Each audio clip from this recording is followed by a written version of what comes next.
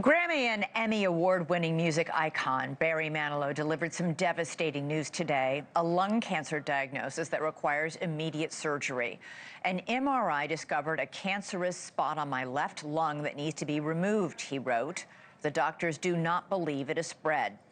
The real news here might be that it took this long despite being one of the most celebrated singers in the world, who depends on his voice and his lungs.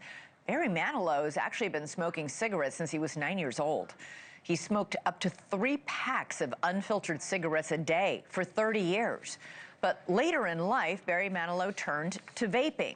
Originally billed as being a harmless alternative to cigarettes and launched as a way for cigarette smokers to quit, vapes do come with their own health problems. Joining us now is Dr. Mahsa Tehrani. She's a board-certified rheumatologist. Great to have you back on the show. So Barry Manilow quit smoking recently, had been vaping instead in later years. Could that have attributed to the diagnosis, or is this all just from 3 packs a day of smoking cigarettes for 30 years? Well, good to be with you, Elizabeth. That's very hard to tell. We know that smoking is the biggest contributor to lung cancer. Over 80% of cases of lung cancer are actually due to smoking. So the best thing anyone can do for their health is to quit. Vaping does not help the situation. We know that in the vape compounds, there's formaldehyde carcinogens that essentially can contribute to cancer formation. So it's difficult to tell which one it is, but certainly neither helped.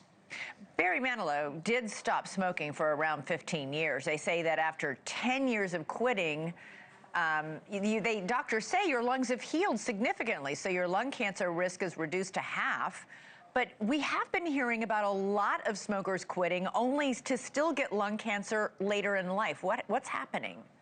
Yeah, Elizabeth, the risk does not go away. And that's why it's very important for people to follow the guidelines during annual exams. Anybody who's over the age of 50 and has had a smoking history, now the guideline says, for 20 years or longer, 1 pack per day. But the reality is that this really has to be individualized. Anybody who has symptoms, a chronic cough over 3 weeks, a shortness of breath, coughing up blood, these are all indicators of potential problems and must be investigated. But for routine screening, over the age of 50 with a history of smoking, then a low-dose annual CT scan is highly recommended because early detection is key. And I think that's the best case scenario for Mr. Manilow. It was detected very early, it sounds like.